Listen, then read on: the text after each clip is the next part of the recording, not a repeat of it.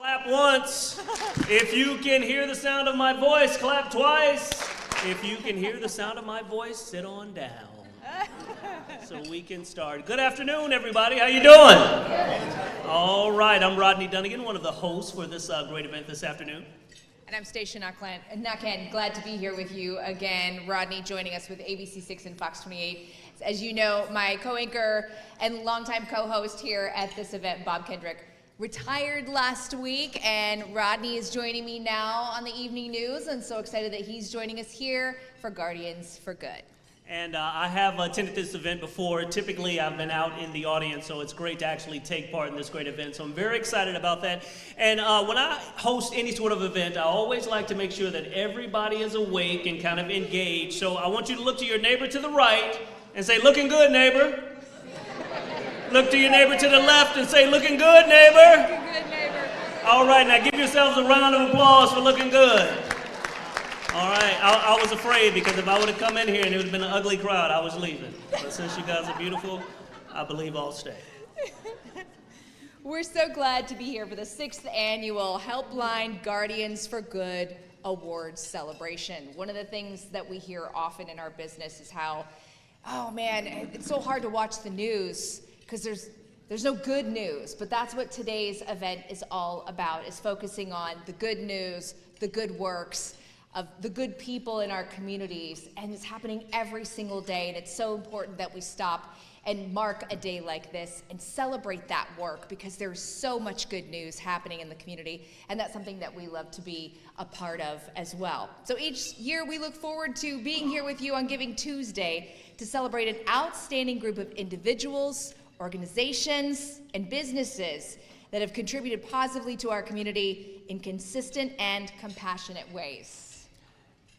And today's honorees have invested in the lives of older adults, K-12 students, and the broader community through companionship, corporate responsibility, and cultivating wellness. And today we are here to celebrate their work. Our honorees have found that joy is often found in collaboration and togetherness. Our honorees have built meaningful relationships, fostering love and kindness by lifting up others. Our honorees have proven that joy is uninhibited and euphoric and always shows up when it's pursued. Through our theme, Journey to Joy, as you can see here, we are intentionally centering joy as a way of being as opposed to a destination. A way of being as opposed to a destination. And the pursuit of joy benefits our overall well-being. People who are experiencing more joy tend to lead happier and healthier lives, as we know. Our mental health, think less stress, self-esteem, think positive outlook, and lifespan, think stronger immune system, all improves when joy is present. So today we want you to channel your joy. We want you to tap into that special enlightenment that transforms and transcends. We want to kick things off this afternoon with opening remarks from the Helpline Executive Director. Please welcome Sue Hansen, who will be followed by Associate Director Lauren McDade.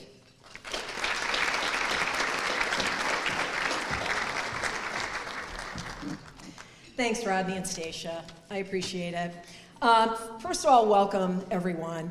Thank you so much for choosing to spend your Giving Tuesday and your lunch hour with us today as we celebrate some honorees who are helping to make our mission real to our community.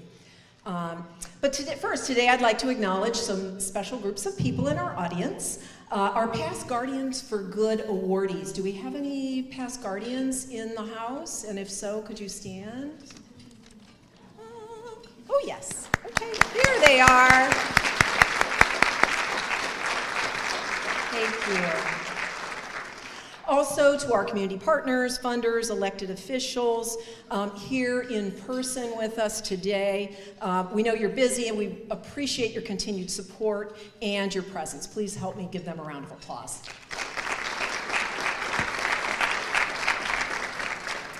I'd also like to acknowledge our helpline staff and volunteers. Could you all stand up or wave? We have a good cadre of helpline staff here. Thank you. Thank you. I'd also like to thank our marketing department, Tamika Vinson-Reed and Corey Bix. Of course, our staff volunteers and helps with this event, and certainly a special thanks to our AV volunteers, Bryce Coder and Chris Campo. But I do want to give a special recognition to Tamika Vinson-Reed, and I'm going to tell you in a minute. So if you could come up.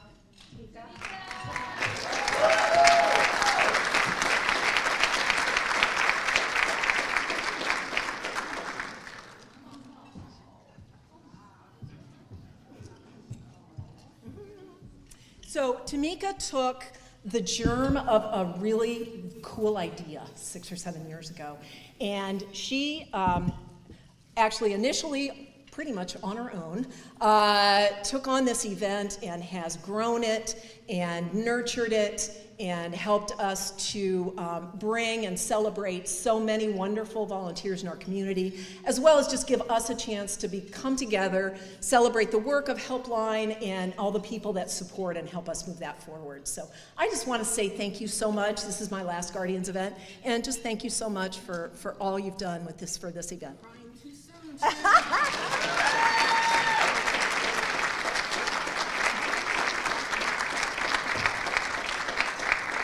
Oh, we'll get there. Okay, so after that, I also want to just say that Guardians for Good was launched a few years ago, and I usually say this every year to give folks who aren't as familiar with the Guardians for Good program a little context. So this program was started, this idea, this concept, in order to build and engender a sense of community among those who support Helpline's work, whether that's volunteering, whether that's financially investing in the work, or whether that's just championing the causes that we seek to address in our community. And of course, while we enjoy highlighting our donors from a financial standpoint, we also believe in building deeper connections, and that's what Guardians is really all about. We want to celebrate and engage our supporters because all of our supporters help us to identify emerging needs in the community, innovative ideas for programming, and other ways to meet our mission, which is strengthening the emotional health and wellness of the community. Over the past few years, we've expanded opportunities to support Guardians for Good, and we'd like to acknowledge our 2024 event sponsors who are listed on the screen. So if you could help me give them a round of applause.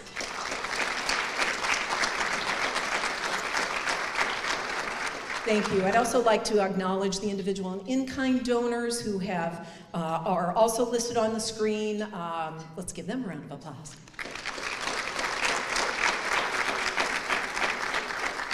And of course, this wouldn't be possible without the Helpline Board of Directors, their financial support, and helping secure sponsorships and helping to grow this event, as well as providing so much great support for me over the years. So if our board could stand and just be acknowledged.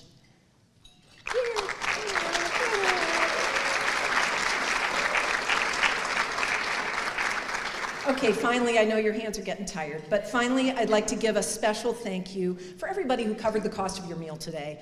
It was optional, but we appreciate it. Your gift will ensure that we can continue to host this celebration.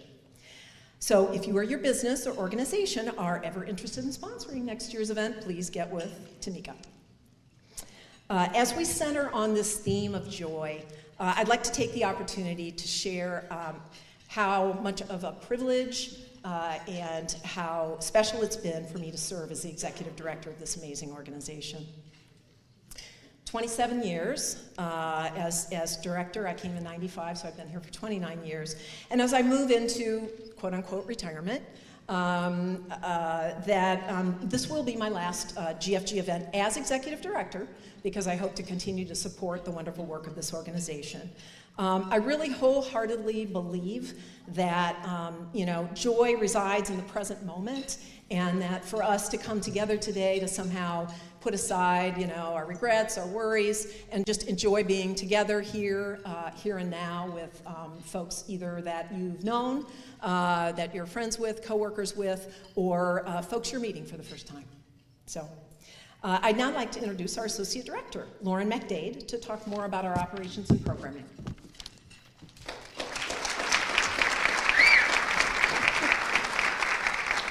Well, and before I share what I'm up here to say, if everyone wouldn't mind giving Sue a round of applause, because I'm a...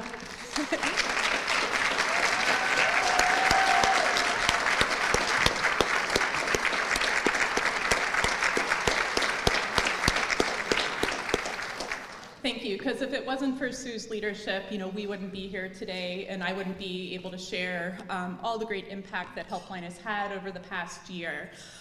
So, at Helpline, we value educating, connecting, and empowering individuals in our communities, and we achieve this through the wide range of the programs and services that we offer. On your tables is the Helpline Fiscal Year 2024 report, which highlights some of the impact that our core programs and services have had. In addition to this report, I'm honored to be able to be here to highlight some of the strategic initiatives and partnerships that drive those numbers. Our Sexual Assault Response Network program has focused over the past year on increasing our reach and partnerships in the rural counties that we serve, helping to increase access to critical local rape crisis services. Our primary prevention program addresses suicide as well as sexual and relationship violence. This school year, for the first time ever, the suicide prevention team delivered the Signs of Suicide, an evidence-based curriculum, to all 9th grade students in the Olentangy local school district. Our focus on centering youth voices in prevention led to the development of our newly established Delaware and Morrow County youth-led councils, where high school students work to create solutions that address the issues that impact them, their peers, and their communities. We continue to see significant use of our critical crisis services, including our 24/7 hotline and text line and our Crisis Engagement Coordinator program. As 988 continues to gain traction as the suicide prevention lifeline, we have seen an increase in calls from those seeking life-saving support from our team of dedicated hotline specialists. Our crisis engagement coordination services help Delaware and Morrow County residents of all ages connect with ongoing treatment services and follow-up care during and after a crisis. Connections Volunteer Center, which is a program of Helpline, continues to be the centralized hub for volunteering throughout Delaware County. In addition to matching 850 volunteers to community service needs, Connections coordinates the award-winning Make a Difference Delaware County in its 18th year. And the Intergenerational Sages and Seekers program, which pairs older adults to high school students to increase empathy, decrease isolation, and diminish ageism, enters its 4th year. Thank you all for your support of Helpline. Your giving today means that we can keep advancing our mission of strengthening the emotional health and well-being of the community, but also be the beginning of someone's journey to joy. I'd like to now turn it back over to Rodney.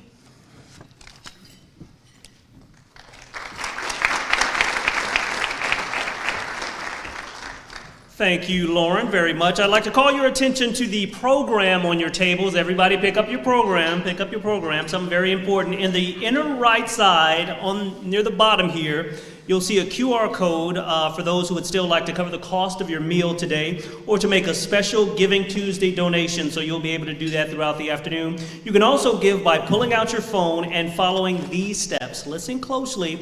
Step 1, text Guard Good to 41444. Again, text Guard Good to 41444. You can click the link to text access and complete that form, and upon completion, you'll receive a confirmation, and of course, you'll all be set. We'd also like to announce something very special. Impact 60 will match the first 1,500 that we raised today. How about that? That's a round of applause. Great work for that. And a special thanks this afternoon to Lavana C. and Impact 60 for making this possible. Let's give them another round of applause for that great work. Thank you all so much. We would now like to honor our first honoree this afternoon. She is a community vanguard who is using her love of caring for our most vulnerable populations through a service that ensures other older adults have companionship that supports independence while warding off isolation. Let's take a look at how Zelda McDaniel centering joy for older adults 55 plus in Delaware County.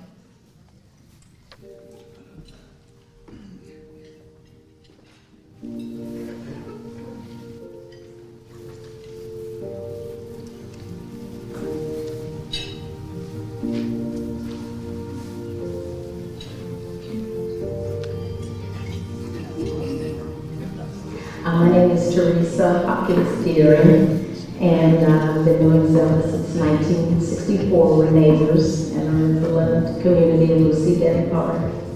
I know Zelda McDaniel because she is one of the senior companion volunteers that I supervise in our program. So I know Zelda through her community work with Lucy Denton Park, but also most recently, I know her more intimately because she became my mom's senior companion, which is a program that Connection Volunteer Center runs through health bodies.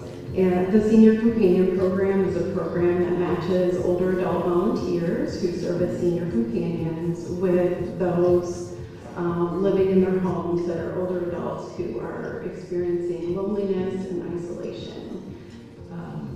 She's been with different programs with us in our community. Mrs. Zelda is my senior companion. If I were to describe Zelda in 3 words, I would use the words thoughtful, caring, and fun. A dominant boyfriend, a mentor, and about the best neighbor you could ever have. If I could describe Zelda in 3 words, it would be compassionate, it would be intuitive, and it would be a connector. She has a very nice spirit, and she's concerned about other people. Lucy Denton Park is it's part of the debt settlement in southern Delaware County, and it is the site of an underground railroad, which we have been researching for the past 10 years, and come up with a lot of history and information about our settlement. At the time when we grew up there, we didn't know all the history, and now we established historical markers. Zelda's been on the Civic Association, and so have I, and we just navigated the history of our community. I'm in the sandwich generation. I have kids that I'm still, young adults that I'm raising, and then my mom I'm now, caring for it. So I'm in the middle of that sandwich generation, and Ms. Zelda has helped me be able to do things for my mom that I could not do in my work schedule or during, the course of my week. Whether it's taking my mom to an exercise class, or taking her to the hair salon, or taking her to church, or activities. They've gone to see the Lion King, and they've done all these wonderful things. We love going to lunch together. We get seniors. We go there, and when we get there, there's usually us 2 at the table, and it holds about 6 or 7 people. And the time we get our meals and all that, the table's full. Zelda is deserving of this award because she is passionate about what she does. Her heart is into it. She genuinely loves what she does, service for others. She's a servant. Miss Zelda deserves the Guardians for Good Award because she is just that. She's so good. She is good for us, good to my mom, good for the community. She's one of those bright lights. She's one of those people, she doesn't do anything for notoriety. She is probably sitting in her seat, just cringing at the fact that she has to get up and receive this award, but she deserves it because she truly cares. We need more of Ms. Zeldas in the world because they just bring a special something to life. And I'm just glad that she's a part of our family. I'm glad that she's a part of my mom's life. And I'm just glad that she's here. And so I want to celebrate her. And I'm so proud of you, Ms. Zelda. You deserve it.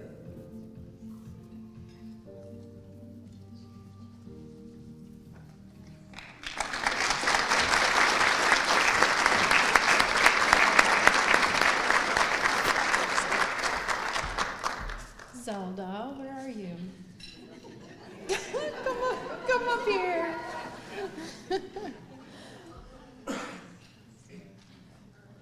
come up here. Do you want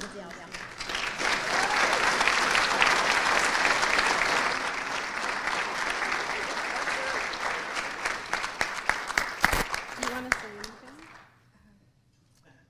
Oh, can you come up the steps? Do you want to come up the steps or no? No? Look, she does anyway. It is my pleasure to give this to Zelda McDaniel, 2024 Guardian for Good this year. Thank you. Got it? You wanna say anything? Suzanne, let's stand over. Yeah, go down.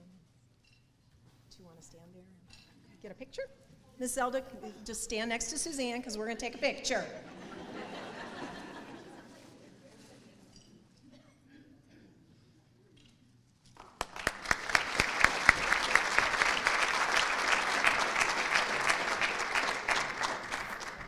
Congratulations again, Zelda. You know, before the program started, I met Zelda and her friends. They better be lucky that I'm a married man. I saw a table full of beautiful women. I almost decided to flirt a little bit, but I said no.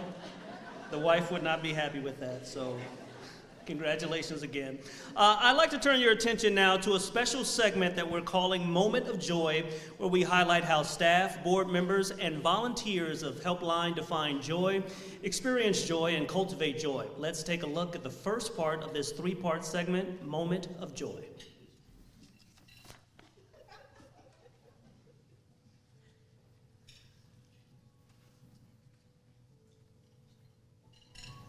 Well, I find joy in giving back to the community.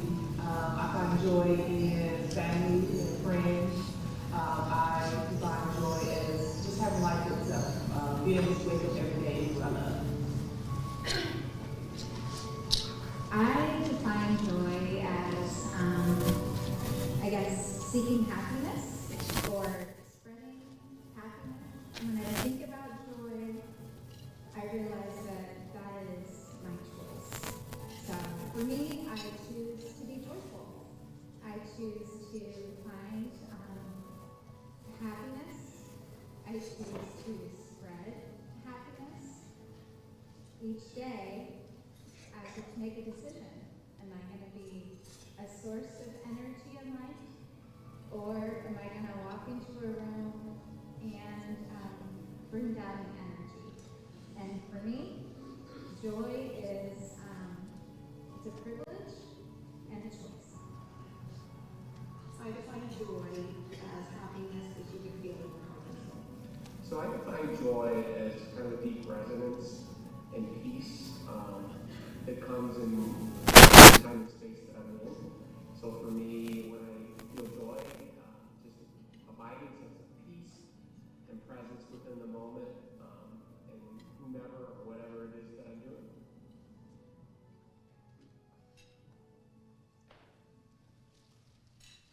All right, now something that always brings us joy, one of our favorite activities of this event, the selfie session.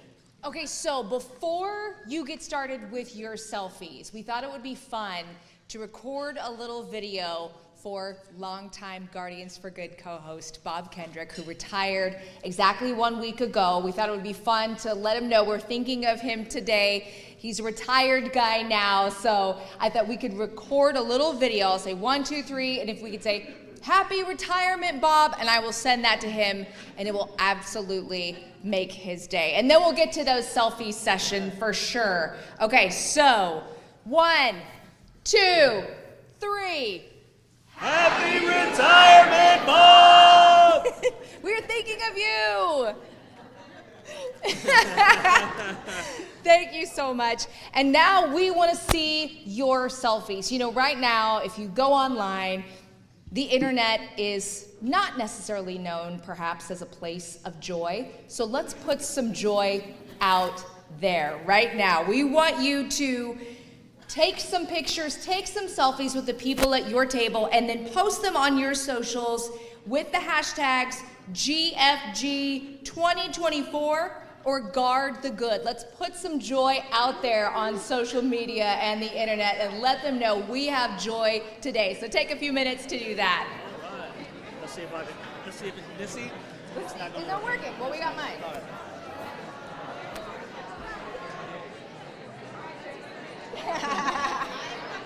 Mine is definitely not. Yours working. is not working. It's bootleg. It's bootleg.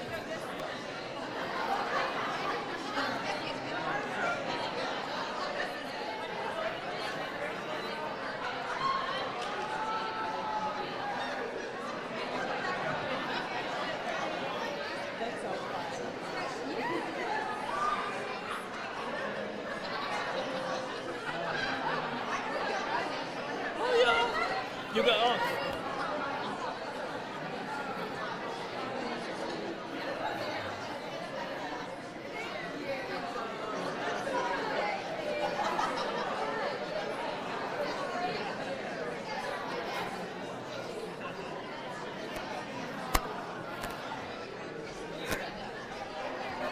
Oh yeah.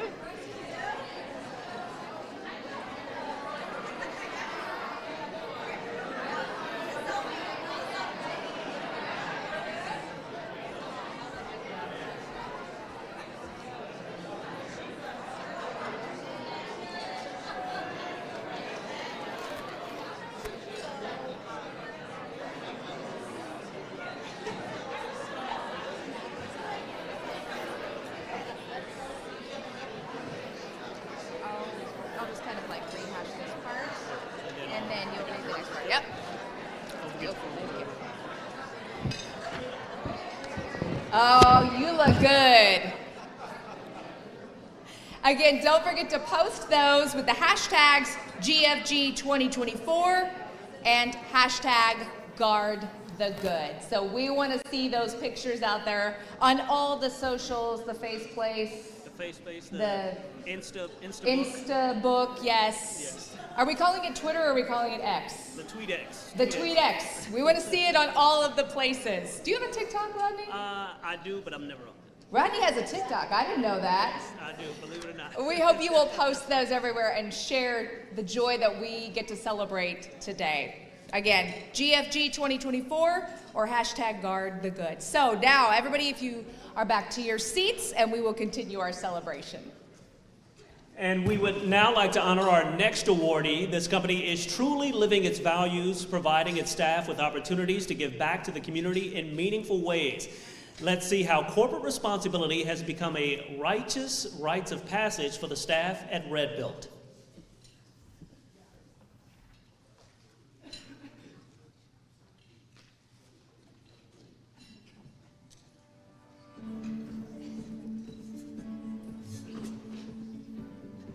Red Built's a company that's been in Delaware for about the last 50 years. In the last 10 or so years, we've really focused on a few things.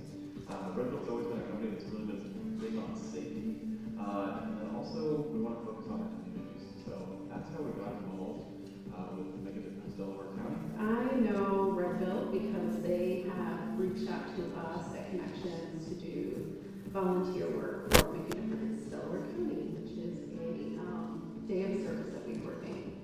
I am a production associate, but I also work with our Red Care team, with our community service team, and I'm a mentor, so I help bring on new hires and teach them about our culture and how we do things. So Red Care is a group of just associates, either on the floor, or we got welders, designers, we try to get a little bit of every department. And we're just people that want to invest into our communities, and we want to facilitate it so that it's easier for other associates to be able to invest in their community. So we'll host events where they can come out and pick up trash or help sort clothing at free stores and things like that. So we just want to make it easier for them to be able to participate in their communities. When we started off so small, we still made that effort to make a big impact. And so I think that with us growing as fast as we are and getting more and more people to join us, that I think the impact on the community can be even better and even more in the future. 3 words I would use to describe Red Built would be definitely community is one of them, safety is a big one, and just careers is another one we like like to use? I would describe Red Bill as philanthropic, humble, and generous. They're very caring, aware, thoughtful. Red Bill is a guardian for good because they go above and beyond. They put the community and their employees above anything else.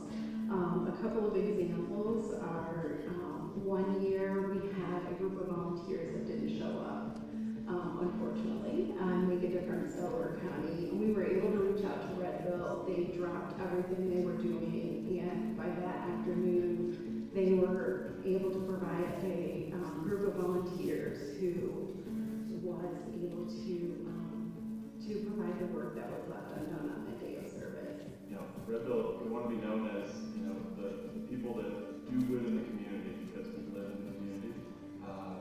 We live in the community, we work in the community, and we just want to be, you know, known as good people and good stewards and, you know, have a good name for Red Bill to not only help Red Bill, but also help our community. I have so many associates from Delaware and surrounding areas that have already been poured into. Like I've talked to people about how we've donated a bunch of items to the Common Grounds Free Store, and I met someone that got their steel-toe boots to work with us from the Common Grounds Free Store. So these communities are already important to us, and this is just our opportunity to be able to pour back into them. Red Bill just started out as a 10 to 15 person crew helping out, and over the last 2 years, we've grown to over 70 people helping out, volunteering. We've also become a sponsor of the event, and it just, you know, we're making it more and more of our culture, where people are looking forward to it each year.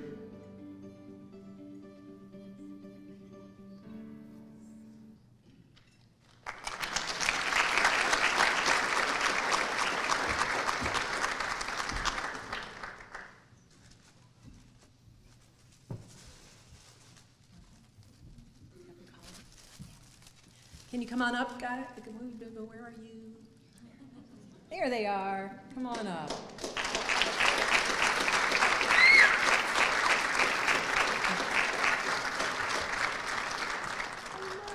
It's my distinct honor and privilege to congratulate Red Bill as a 2024 Guardian for Good.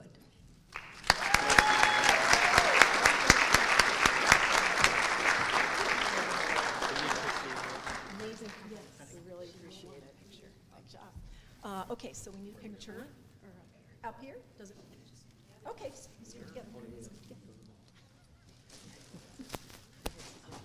No, you go.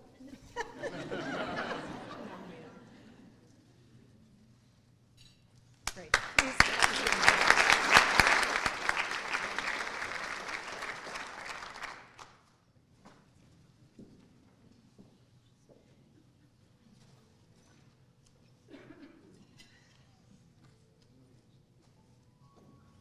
What brings me joy is my family. My family is like everything, and that includes my furry babies. Secondly, animals. Anything animal related. If I could live at the zoo, I would be one. Lastly, I love making people smile. Even if that's just a brief moment during their day. So for me, I find joy in human connection. And so for most of my life, I have always focused on building strong relationships within my family and my friends. And so the joy, the deep abiding joy that comes with connecting with another human being and being vulnerable to another human being is unparalleled. What brings me joy? I would say that my nieces and nephews bring me joy. I have about 20 nieces and nephews, plus some godchildren and little cousins. I believe that there's innocence in youth, and I think that young people bring me joy, so I love being around young people. I think that giving back to community volunteering as well. What brings me joy?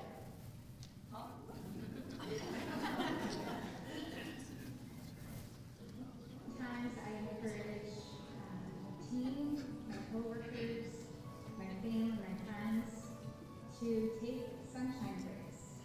When you're feeling a little tired, exhausted, maybe worn out,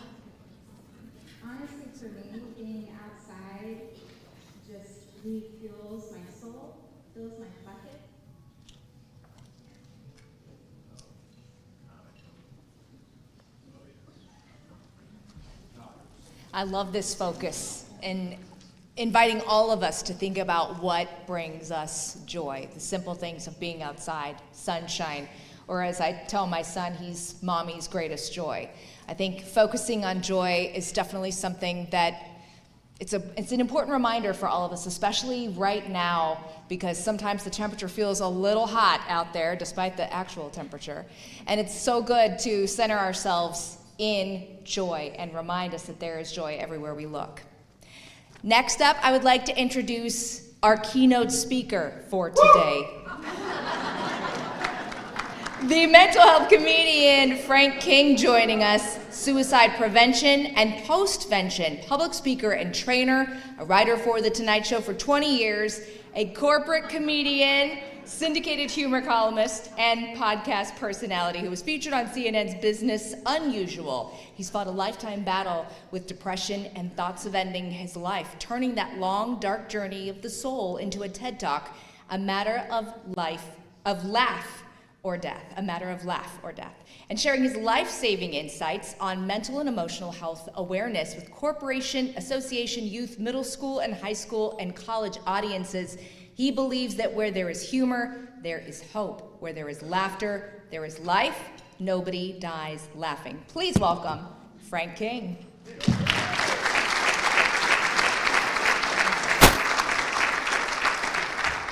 Thank you very much. Thank you very much. I like to bring joy by making people comfortable. This is not part of my planned presentation. I have had 2 aortic valve replacements, a double bypass, a heart attack, and 3 stents. Yes, all congenital. I was born with half a dozen pre-existing conditions. When I had my heart attack, I was taken to the hospital in an ambulance. Here's a little tip for you. When you arrive at the hospital in an ambulance, there is no waiting. And no paperwork. Yes. So next time you go to the hospital, I don't care if you broke your nose. I broke my nose, and I think I'm having a heart attack. Just a tip. So I'm in my little triage unit there with the nurse, and she's obviously uncomfortable. And I'm a comedian. I like to make people comfortable. Now bear in mind, I'm having a heart attack, a massive heart attack, in a great deal of pain. However, I am a comedian. So she says to me, look, Frank, no paperwork, obviously, but I just have to ask you one question. Through the pain, I said, honey, I'm married, but I love the way you think. She's trying not to laugh. She goes, no, your full name is Frank Marshall King III, but what do you like to be called? Through the pain, I said, Big Daddy. That's my job, is to make people comfortable. Oh, there you go. I'm sure you guys have read this. I'm not going to read this to you. One of the reasons I speak is this right here.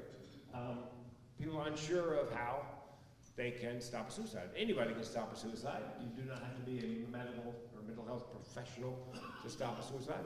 You can do it by doing something as simple as what we're doing right here, and that is starting a conversation, if you know how, and I'll give you a few tips on how before we part company. Let's see. For some reason the clicker is not. Yes, I found some people already this morning. When Tamika said to me, Frank, I need to see if your clicker works. I said, I'm 68, you need to give me some notice.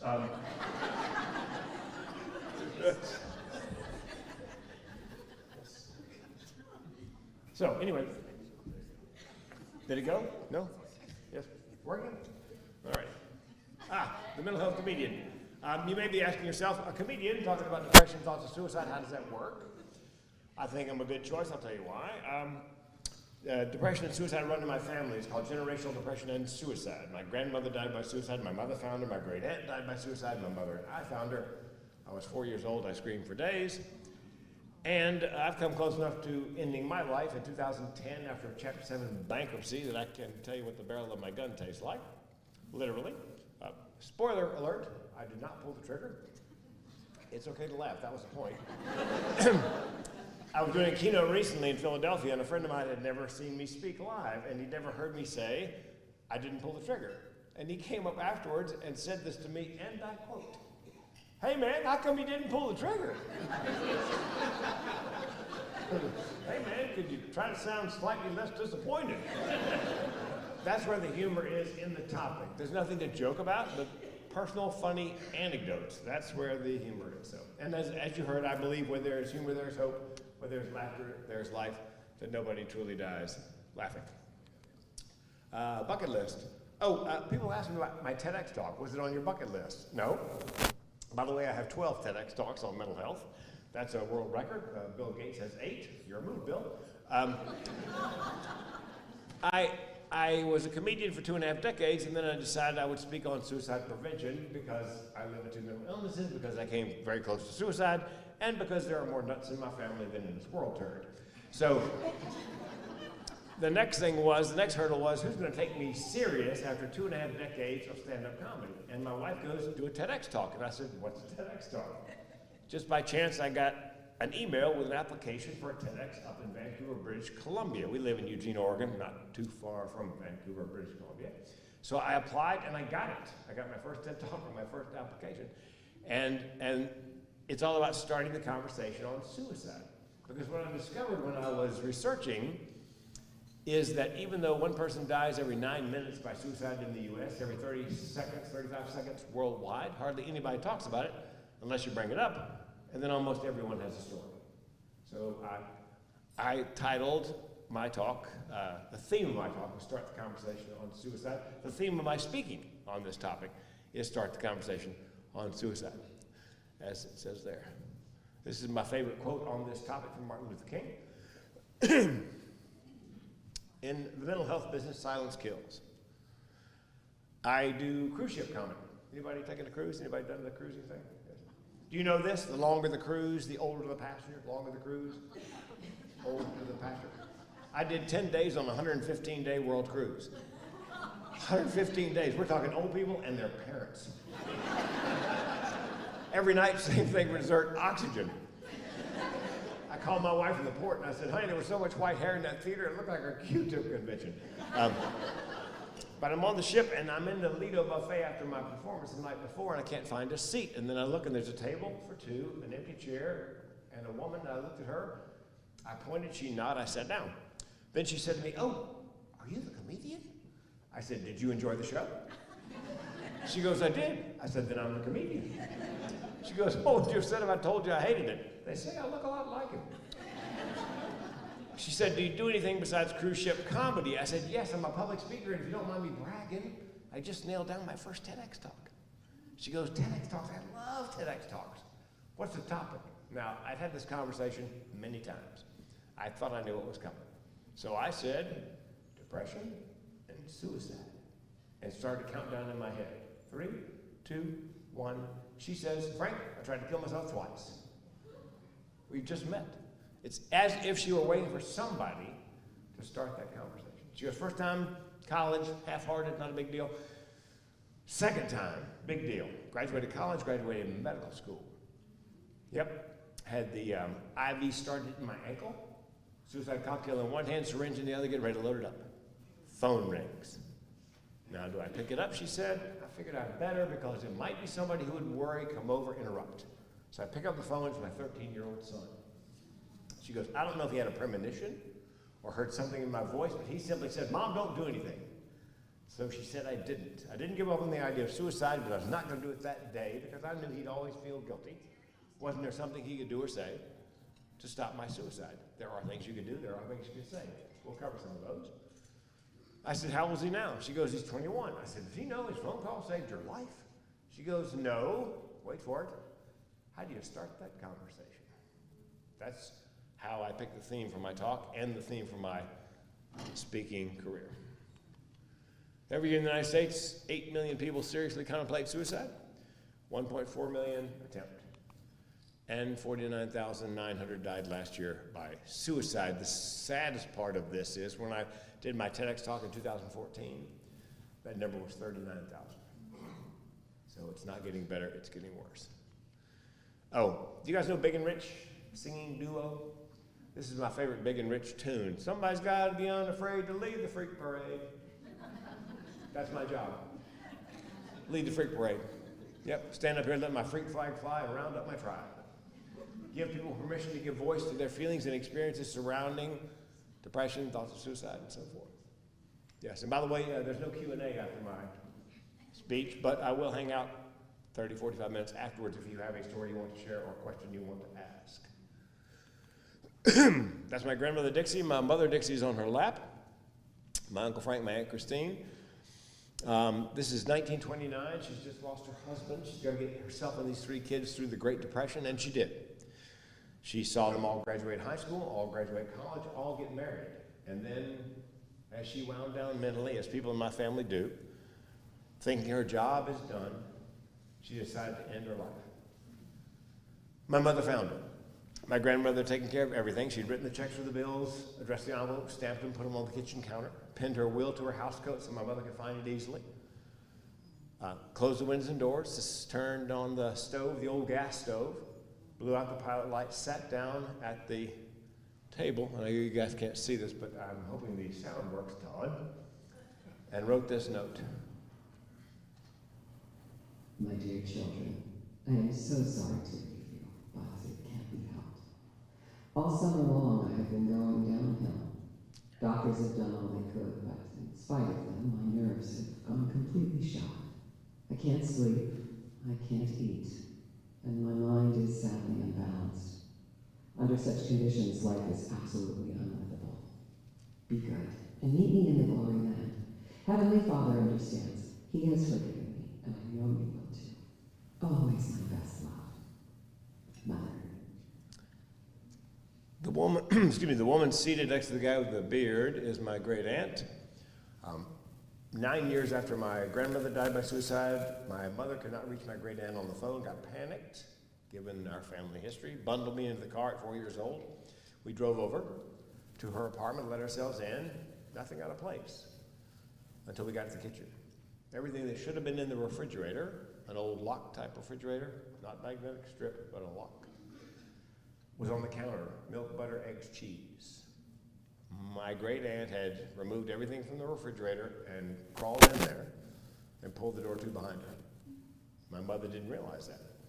My great aunt at some point had changed her mind and attempted to claw her way out. My mother didn't realize that. So my mother, me holding onto her skirt tail, walks over to the refrigerator, swings the door open. My great aunt falls out and pins me to the floor, face frozen that last moment of horror. And that's why I screamed for days. And if you are that close to a suicide, and I don't think anybody can get closer, and you're already hardwired for it, chances that you'll seriously consider taking your life later in life go up. And that's what happened to me in 2010. So that's Comedy Boy. That's the face I paint on every morning and show the world. Walk through it as if nothing is wrong, and most days nothing is wrong. I have far more good days than bad days. I have a self-care plan. But that's what the world sees. The photographer, let's see if yes. Same photographer, same day. He goes, Frank, look, I've got a contest to enter. Would you take the jacket off, leave the gray t-shirt on? It's going to be real film, natural light. Look into the camera and show me something behind those eyes. So what I decided to show him that day was I let that part of my personality that had been trying to kill me for 50 years shine through. So this is my dark passenger. I think he nailed it. Now, people ask me, comedian, 12 TEDx talks. How does that work? Seth Godin said, if you're looking for an idea worth spreading, and that's what a TED Talk is, an idea worth spreading, all you need is a tribe and a vacuum. The vacuum is hardly anybody talks about suicide unless you bring it up, even though the rate of suicide is high. And the tribe, I live with 2 mental illnesses: major depressive disorder and chronic suicidal ideation. Major depressive disorder, rather common. Chronic suicidal ideation, far more uncommon. I have said to therapists, when they ask me what I was living with, I've said chronic suicidal ideation, and I've had them stare at me like a pig staring at a wristwatch. They have no idea what I'm talking about. Here's an example of chronic suicidal ideation. Car broke down a couple of years ago. I had 3 thoughts unbidden. 1, get it fixed. 2, buy a new one. 3, I could just kill myself. That's chronic suicidal ideation. The upside of telling that story everywhere I speak is that almost every time I've spoken, there's been at least one person in the audience who has that. They have no idea it has a name. They think they're just some kind of freak and completely alone. I had a young woman come up after a college presentation. She said, thanks for the keynote. I said, you're welcome. She goes, but I got to tell you, it made me weep. How did it make you weep? She said, you know your story about the car, get it fixed, buy a new one, kill yourself? I go, yeah. She goes, I've been having those thoughts all my life. I thought it was just me. I thought I was some kind of freak and all alone. And then when I heard you say that out loud, that you live with that it has a name. It's a thing. I realized for the first time in my life that I am not, in fact, alone, and I wept. That's the ROI, the return on investment for starting the conversation. Maybe I've steered her far enough off the path to suicide that she will live a long and happy life. I feel a little bit like George Bailey in It's a Wonderful Life. I've been showing what these people's lives might be like if I weren't there simply to tell that story. And it's one of the reasons I don't kill myself, because I would take people like that with me. Oh yeah, so this is, Tamika goes, I can't wait to hear the story behind this slide. I'm a male dancer, senior male dancer, the chip and dip dancers. No, it's part of my self-care plan. I don't know why that picture sideways. Those are the metal twist ties in my chest from the 2 surgeries. This right here is part of my self-care plan. I'm a bodybuilder, a master's level bodybuilder. It's all natural, true natural. Yeah, they polygraph you beforehand, they urine test you after and make sure you're not doing steroids. I said to the guy, look, dude, if I'm doing steroids, somebody's cheating me because... My self-care plan, very simple, and here's the thing that ties all 5 of these things together. All are things I can control. Diet, I'm a vegan bodybuilder, vegan and keto. Yep. Diet, exercise, 5 times a week, 90 minutes a day. Good night's sleep. People discount the benefits of a good night's sleep. People brag, I can get by on 3 hours a night. Oh, Lord, please. Sleep some more. Diet, exercise, good night's sleep. Meditation, I meditate twice a day. It's called the Cat Napper. It's an MP3. It takes me down, brings me back up about 31 minutes. And medication. I take some medication. The smallest dose of Wellbutrin they'll sell you. The thing about Wellbutrin is half the people who take it love it, the other half hate it with a passion. If your psychotropic is not working, by the way, I'd recommend the DNA cheek swab test. Find one of those companies that does a DNA cheek swab. They try to match your DNA to the medication works best with your metabolism. People ask me what my depression feels like. Remember these old diving suits? They always came with this. Lead-filled boots. That's what it's like for me. 3-day cycle. First day it feels like somebody turned up the force of gravity. Like strapping on a pair of these. Harder and harder to put one foot in front of the other. Second day I flatten out. Third day I come back up. It's my 3-day cycle. That's what it feels like to me. There is help available. Somebody mentioned the 988, the text line, lifeline. Now, that's my cell phone number. If you're suicidal, call 988 or text 988. If you're just having a bad day, call a crazy person. That's my cell. Every now and then somebody calls. Young man called me one day, sounded young. He goes, Dave, can't believe it's your real cell number. Can't believe it's your real cell number. I go, how bad would the karma be? If you're having a bad day, call me. And I go, I'm a comic, I'll make it worse. Hold, please. And I said, I'll take it another step farther as a comic. You know what my own hold music would be?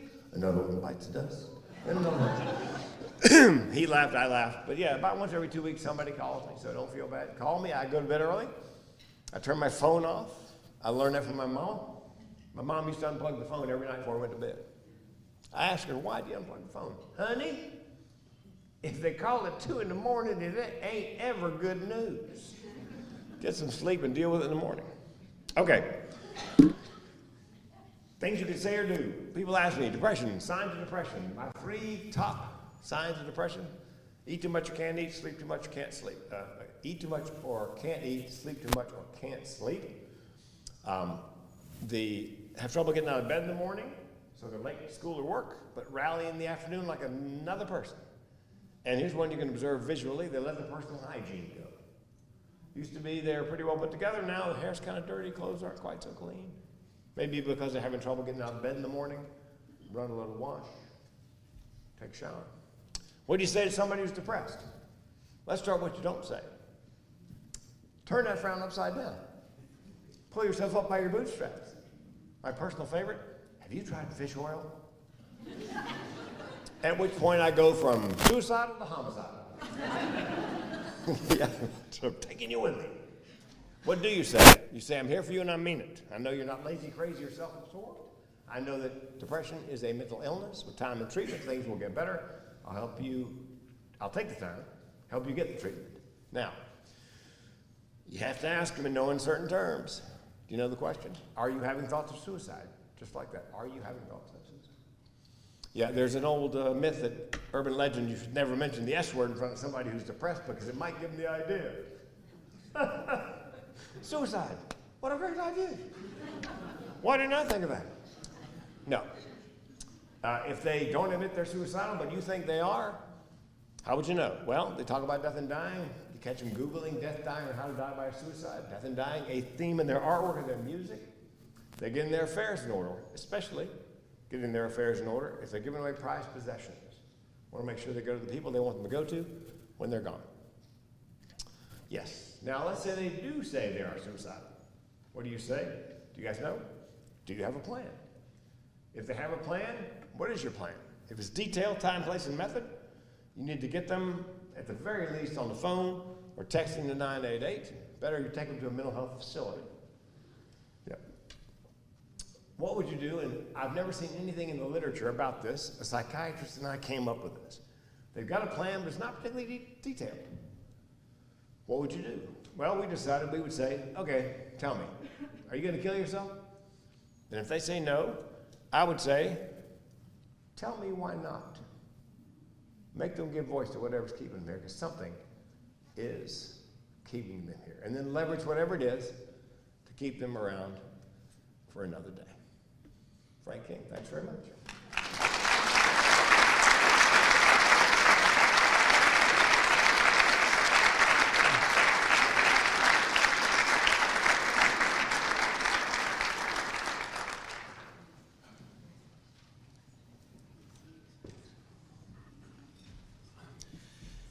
Thank you, Frank, for that powerful message. I know it's, definitely hit a lot of folks in the heart. We all go through so much, and we think that nobody out there can kind of understand us. But I think just hearing from him and some of the things that he's gone through with his life and his family definitely gives kind of voice and a message and a picture to some of the things that we've all gone through throughout our life. So thank you again for that powerful message and that story. And a reminder again that a punchline in pain when possible. Now, if you've heard from our speaker, it's now time to reflect on your personal commitment to discovering your capacity for joy. At your place setting there is a commitment card. Take the next few minutes to answer the prompt on the card and to write a response. And we'll give you guys a few minutes for that.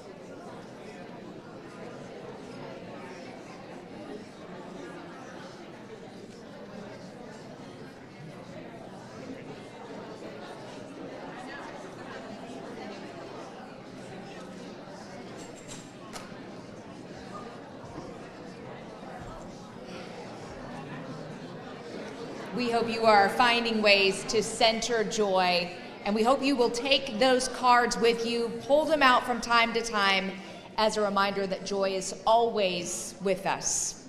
And we can choose it at any time and choose to share it. We would now like to acknowledge our next honoree. Normalizing conversations around mental health and ensuring access to prevention resources is where this individual thrives. Let's take a look at Dr. Katie Branson's approach to wellness at Olentangy Local School District.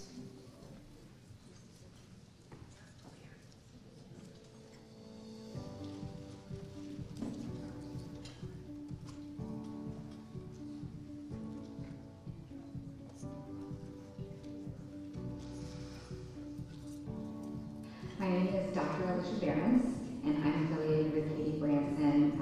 I'm a drug supervisor I hired for about 7 years ago at Olentangy, originally as a coordinator of student well-being, and now she's moved up to the assistant director of student well-being. My name is Dr. Michelle Blackley. I am the Chief Academic Officer for Olentangy Schools, and I am just fortunate to have Katie on my team. She's one member of one of the teams that I oversee. She is an assistant director of student well-being, so we work together at Olentangy Schools.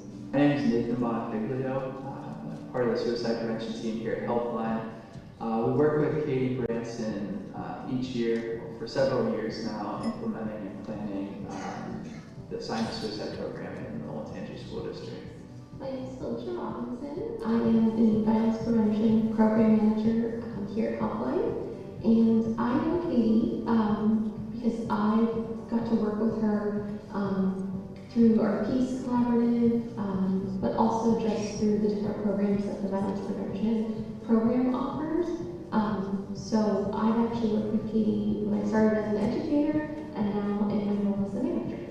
I would describe Katie in 3 words as passionate, hardworking, and tenacious. Empathetic, compassionate, and endearing. The 3 words that I would use would be kind, caring, and intentional. Knowledgeable, driven, and caring. Katie's role at Olentangy is really to focus on Tier 1 prevention efforts for student well-being, so making sure that all of our students have access to services, supports, curriculum that will help prevent any issues that they might have arise in their life. So coping skills, curriculum for the school counselors to work on, health teachers, things like that. Katie's been very intentional with the programming that is available to students at Olentangy School District. So that goes beyond violence prevention and suicide prevention here at Helpline, in which she's really championed our programming to make sure all students at Olentangy District have access to our programs, but also as well as the other community resources and programs that are available. Katie is deserving of the Guardians of Good Award because Katie actually has this really unique ability to serve in broader advocacy roles, and she has this unique ability to not just talk about well-being, but implement it. So she has this way to take these very large ideas and conversations and bring them to life in the classroom and in our communities. Katie's absolutely deserving of this award because, like I said, she does terrific work. She's helped us to reach thousands of kids with our programming, and I truly think she does it for the right reasons. You know, she truly cares about the kids. She wants them to get this information, and she goes above and beyond just checking boxes and just getting us in to fulfill state requirements. She really wants the best education for her students and the best resources for her students.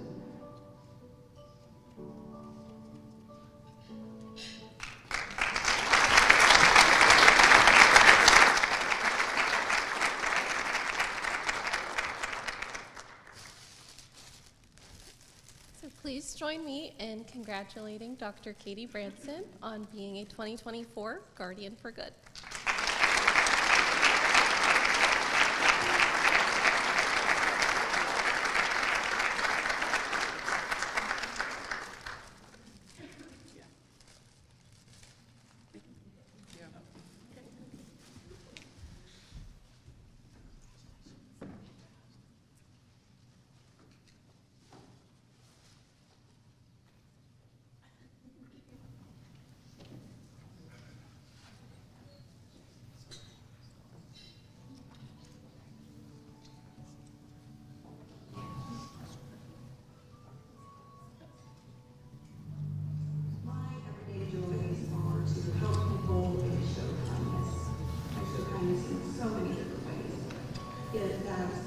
girl was like the steering wheel in the middle of the road. She moved it to a pond.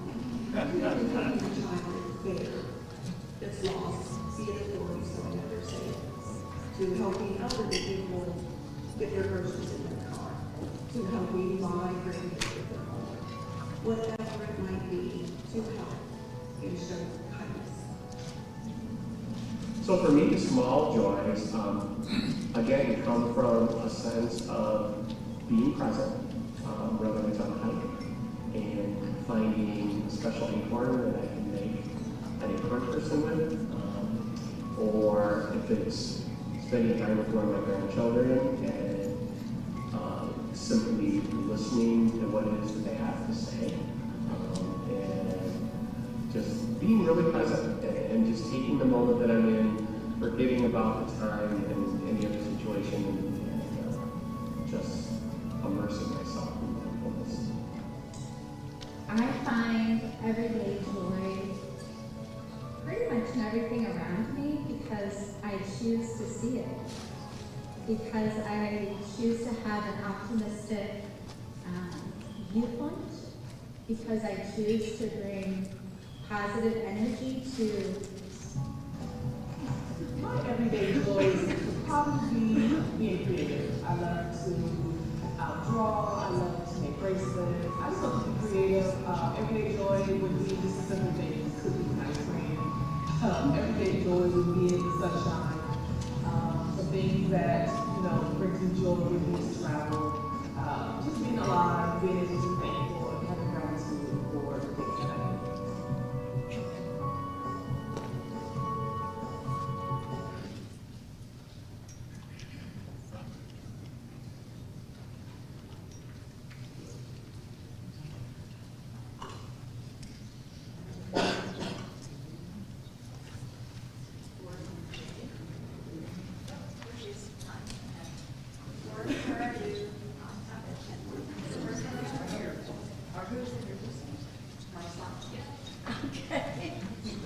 Sorry. Hi there. Thank you all for coming. I'm Jane Martin. I'm the chair of the board of directors for Helpline, and really appreciate seeing the huge crowd we have here celebrating all the good works we do in the community. On behalf of the board of directors of Helpline and all of the community, I would like to make an announcement today of the Helpline Sue Hansen Legacy Endowment Fund. The fund has been established in your name at the Delaware County Foundation to represent all the efforts that Sue has made for the community in the past almost 30 years. This endowed fund will assure her efforts continue long into the future. Sue has dedicated, as probably most of the people in this room know, she has dedicated her career to improving mental health, services, and fostering community wellness. Her leadership expanded access to mental health resources, developed innovative support programs, and has built lasting partnerships that strengthened Helpline's impact within all our community. As the lasting impact you have made, Sue, this endowment fund honors your leadership in improving our world. An annual grant will be made in your name to enhance the mental health services of Helpline. Sue's values embody inclusion, collaboration, and unwavering leadership. And we plan to assure her values continue through this annual grant. Thank you from the board for that unwavering leadership of mental health, not just in Delaware County and Morrow County, but through many, many more counties in Ohio. I think everyone in this room wants to make a difference in someone's life. Sue truly is that difference maker. Please join me in thanking Sue for the difference she's made in the lives of so many.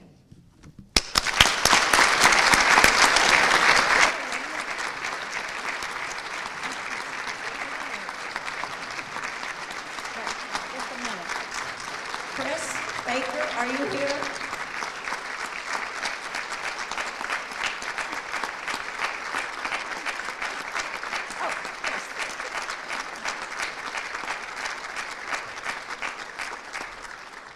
Since our fund will be at the Delaware County Foundation, Chris Baker is the president of the foundation, and I think wants to make a quickie little announcement about the endowment that we started.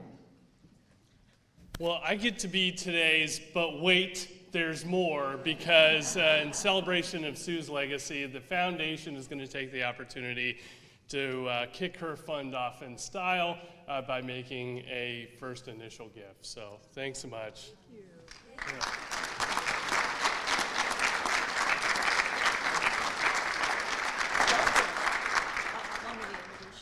Oh, no, that's all right. You can introduce yourself. It's kind of apparent what I do. And I was going to say, this is quite a celebration and a party we're having today, and it's never a real party until the cops show up. So, but on a serious note, you know, one of the things about being a police officer is you have a lot of duties and you have a lot of privileges. And one of the duties that we have is oftentimes, good or bad, we have to tell people things. And so, Sue, I'm here today, and there's something that I want to tell you, and that is a privilege of being a police officer is we get to spend time with, work with, partner with, and become friends with ordinary people that do extraordinary things. And I'm here to tell you today, Sue, that in my life, in my career as a police officer, you are one of those ordinary people that does extraordinary things in our community.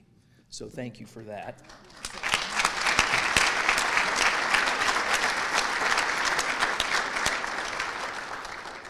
And it's also my duty to fill in for our fellow board member, Gordon Gayton, who had to go back to his day job at the State House, but he left something here for you. Sue, on behalf of the members of the House of Representatives of the 135th General Assembly of Ohio, we are pleased to extend special recognition to Susan Hansen on your retirement as the Executive Director of Helpline. Throughout 29 years of distinguished service with Helpline, becoming its Executive Director in 1997, you have demonstrated an unwavering dedication as the originator of such programs as the first 211 service in Ohio, the Connections Volunteer Center, the Sexual Assault Response Network, and the Crisis Engagement Coordination Program. In all of your endeavors, you have given freely of your time and abilities far beyond what was required or expected, and have displayed a genuine commitment to attaining your goals in a skillful and professional manner. You have always been sincere and energetic in your approach to your work, and the enthusiasm and generosity you have shown in your endeavors have earned you the respect and admiration of all those with whom you have been associated. As you retire, you have the satisfaction of knowing that you have provided a valuable service to the community and have established a record of achievement that will stand as a hallmark for others to emulate. Thus, with great pleasure, we congratulate you on your retirement and salute you as one of Ohio's finest citizens. Signed by Representative of House District 60, Brian Lorenz, and Jason Stevens, Speaker of the Ohio House of Representatives.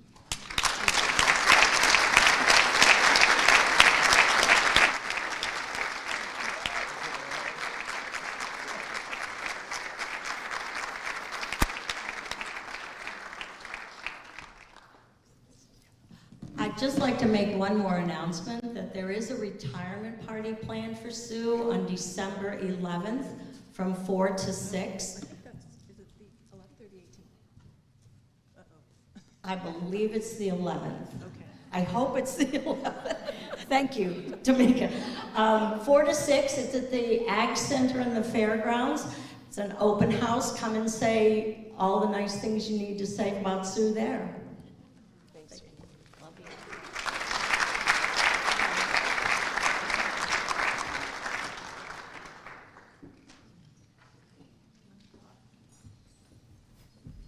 Congratulations, Sue. Thank you so much for all of your work. I did hear back from Bob, by the way, sent that video. He was so touched.